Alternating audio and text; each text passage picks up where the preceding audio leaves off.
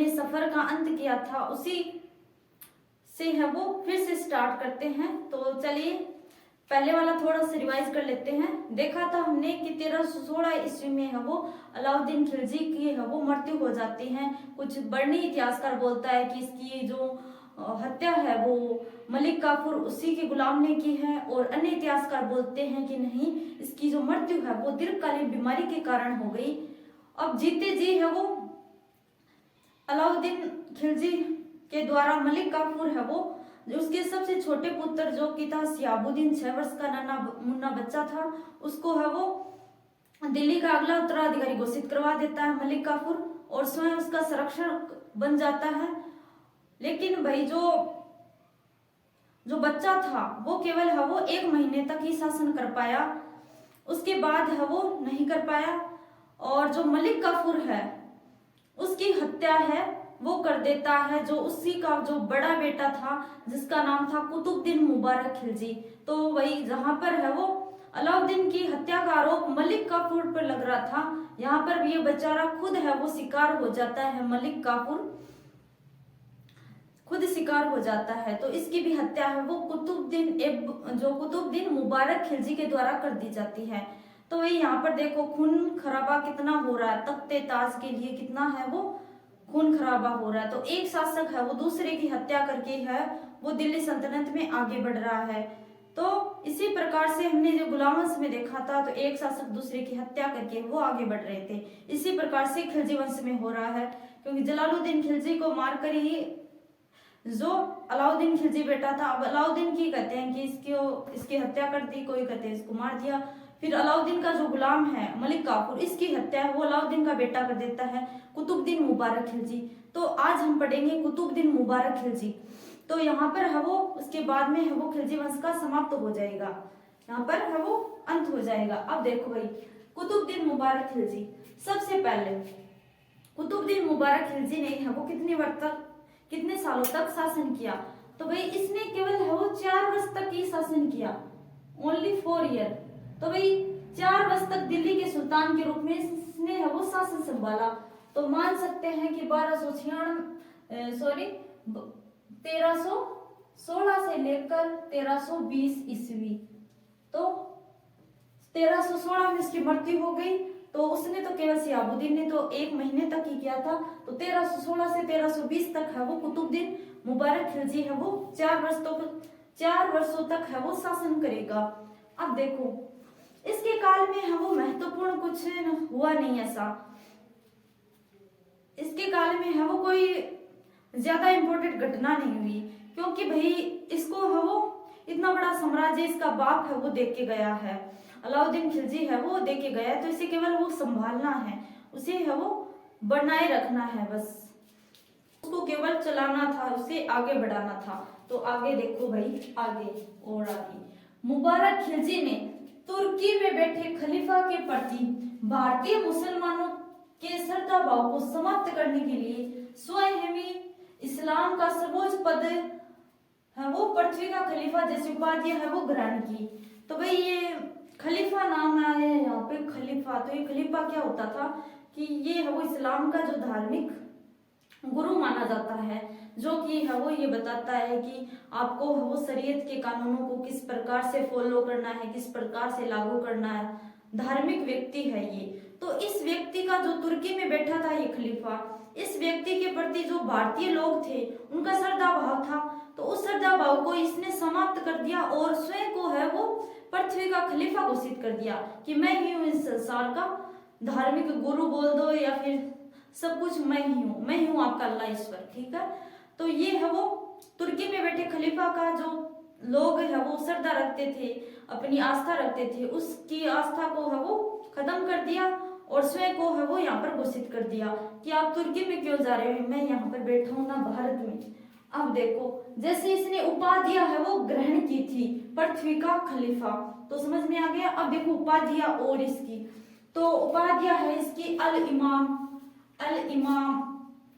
उल इमाम, खिलाफत अल्लाह है, अल वसीक विल्लाह है। तो ये है वो कई प्रकार की है वो उपाधियां हैं जो है वो इसने धारण कर रखी थी। अब देखो हालांकि मुबारक खिलजी एक योग्य शासक था।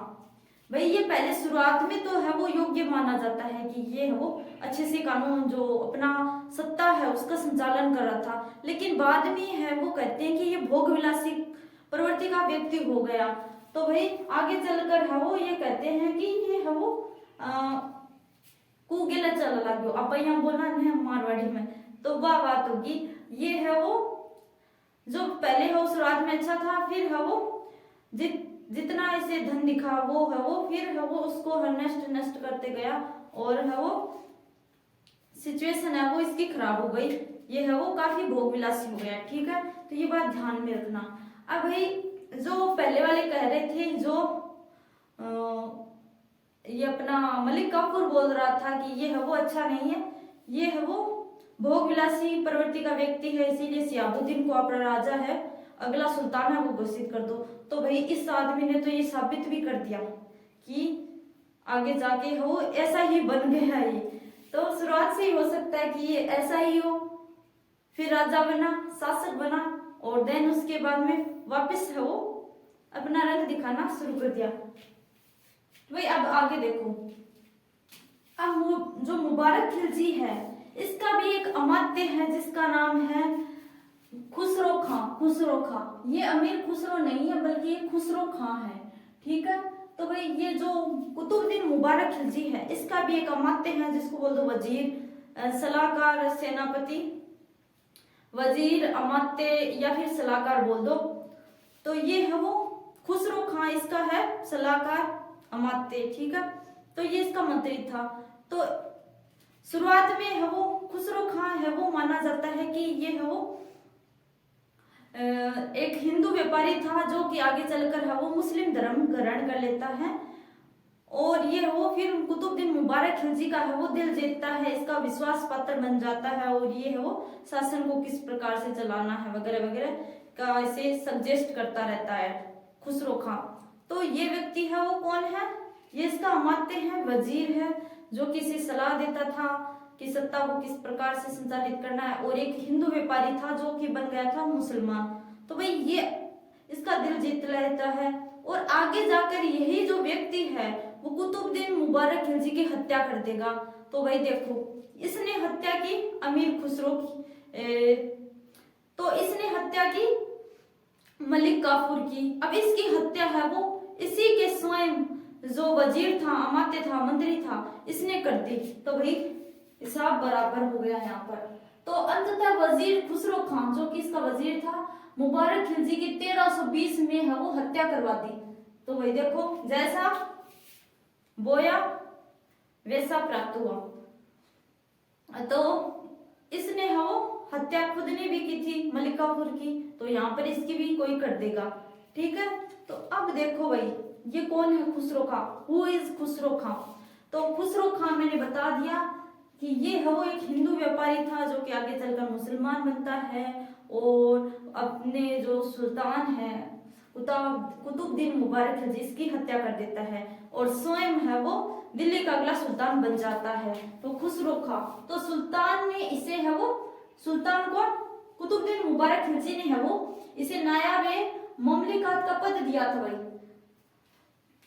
इसे है वो कुतुबुद्दीन ऐबक ने है वो कुतुबुद्दीन ऐबक आ रहा है आज, कुतुबुद्दीन मुबारक खिलजी ने है वो इसे है वो नायाबे ममलिकात का पद है वो दिया था। अब ये पद पर बैठने वाला ये है वो अंतिम व्यक्ति माना जाता है। तो ये इस पद पर बैठने वाला अंतिम व्यक्ति माना जाता है, ये भी ध्यान रखना। देखो मुबारक खिलजी की हत्या करने के बाद ये खुसरो है वो स्वयं नसीरुद्दीन खुसरो शाह के नाम से है वो दिल्ली का सुल्तान बनता है। तो भाई कुतुबुद्दीन मुबारक खिलजी की इसने हत्या करवा दी। अब ये स्वयं है वो राजा बन जाता है, सुल्तान बन जाता है और इसे कुतुबुद्दीन मुबारक खिलजी ने पहले नायाब ममलिकात एक पद दिया था जो कि है वो अंतिम पद माना जाता है कि इस पद पर है वो ये बैठने वाला अंतिम व्यक्ति था और ये आगे चलकर सुल्तान बनता है। कुतुबुद्दीन मुबारक खिलजी का सल्टा कर ये बैठता है। अब भाई इसके वक्त एक घटना हुई थी और इससे पहले देखो कि ये जो व्यक्ति है जो नसीरुद्दीन खुसरो खां के नाम से सिंहासन पर बैठा है, खुसरो खां जो कि नसीरुद्दीन खुसरो खां के नाम से है वो राजगद्दी पर बैठता है। तो भाई ये काफी धार्मिक प्रवृत्ति का व्यक्ति माना जाता है। तो इसका एक गुरु था जिसका नाम है वो ध्यान में रखना निजामुद्दीन औलिया। इसका नाम भी आपने सुना होगा, निजामुद्दीन औलिया। अगर इंडियन हिस्ट्री पढ़ी है तो निजामुद्दीन औलिया। तो ये है वो नसीरुद्दीन खुसरो जो है, खुसरो शाह है का ये था धार्मिक गुरु। तो ये भी पॉइंट आप ध्यान में रखना। अब देखो इसके वक्त है वो 1320 में गाजी मलिक, ये अन्य व्यक्ति है गाजी मलिक के साथ है वो इसका युद्ध होता है जिसमें खुसरो शाह है वो मारा गया। और गाजी मलिक है वो गयासुद्दीन तुगलक के नाम से दिल्ली का सुल्तान बना। तो भाई 1320 ईस्वी में गाजी मलिक नाम का एक व्यक्ति था, सुल्तान था, उसके साथ में है वो नसीरुद्दीन खुसरो शाह का युद्ध होता है। उसमें है वो जो नसीरुद्दीन खुसरो शाह है वो मारा जाता है। इसके बाद जो गाजी मलिक है, ये जो व्यक्ति है गाजी मलिक, ये आगे चलकर है वो गयासुद्दीन जो तुगलक है उसके नाम से है वो राजा बनेगा और जो तुगलक वंश की है यहाँ पर नींव डाल देगा। तो यहाँ पर है वो खिलजी वंश का समाप्ति हो जाती है। और जो गयासुद्दीन तुगलक है जिसने तुगलक वंश की स्थापना की है वो यही व्यक्ति है गाजी मलिक जो कि तुगलक वंश की स्थापना करेगा। तो आई होप आपके समझ में आ गया होगा, नहीं आया तो आप कमेंट में बता देना, मैं वापस रिपीट कर दूंगी।